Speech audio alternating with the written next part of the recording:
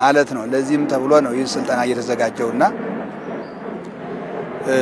ከቤተ መቅደስ እስከ ውጭ ድረስ ካህናት አባቶች ዘመኑን ዋጅተው መሄድ እንዳለባቸው ከዘመኑ ጋር መንፈሳዊነቱን ይዘው ሳይለቁ ዘመናዊውንም ጨምረው አብረው ሁለቱን አካተው መሄድ እንዳለባቸው ዛሬ ህዝቡ ወደፊት ቀድሞን እየሄደ ያለበት አጋጣሚ አለና ህዝቡ ካህናቱ ወደ ኋላ ህዝቡ ወደፊት ሆኖ ነው ያለው።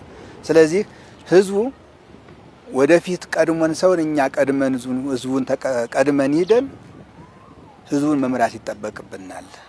ዘመኑን በመዋጀት አባቶቻችን ካህናት የማያውቁትን አዲስ ለማሳወቅ ሳይሆን ያላቸውን ሀብት መሰረታዊ ዕውቀት እሱን ተነሳሽነት እንዲኖራቸው አድርጎ ዓለም የደረሰችበትን ነገር በማሳየት ቁጭትን በመፍጠር የበለጠ እንዲተጉ እንዲያገለግሉ ከቤተ መቅደሱ ጀምረው ቤተ መቅደሱን አክብረው አስከብረው ሰውንም እግዚአብሔርንም እንዲያስደስቱ ፍሬያማ እንዲሆኑ አባቶች እረኞች ናቸው፣ መጋቢዎች ናቸው፣ መሪዎች ናቸው፣ ሰውና እግዚአብሔርን የሚያገናኙ ናቸውና ምእመናኖችም እንዳይጠፉ በአግባቡና በስርዓቱ በህጉ እንዲያገለግሉ ወደ ንስሐ እንዲያደርሱ ይህንን ለማብቃት ቁጭትን ለመፍጠር ለማነሳሳት ታስቦ የተዘጋጀ አገልግሎት ነው። በስልጠናው ማጠቃለያ ላይ ተሳታፊ ካህናት አገልጋዮች የተሰጣቸው ትምህርትና ወቅታዊና በአገልግሎት ዘመናቸው ላይ አዲስ መነቃቃት የፈጠረባቸው መሆኑን ስልጠናውን የሰጡት መላከ ሰላም ዶክተር አባ ቃለ ጽድቅና የደብሩ አገልጋይ አባቶች ገልጸዋል።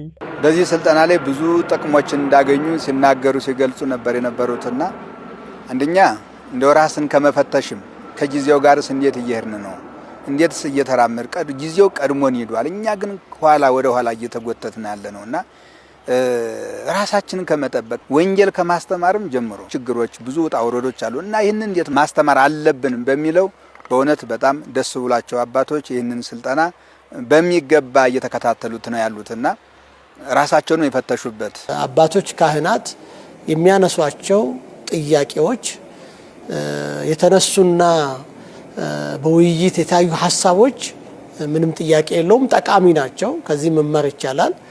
ስለዚህ እኛም ታላቋን ቤተክርስቲያን የምናገለግል ታላቅ ነን።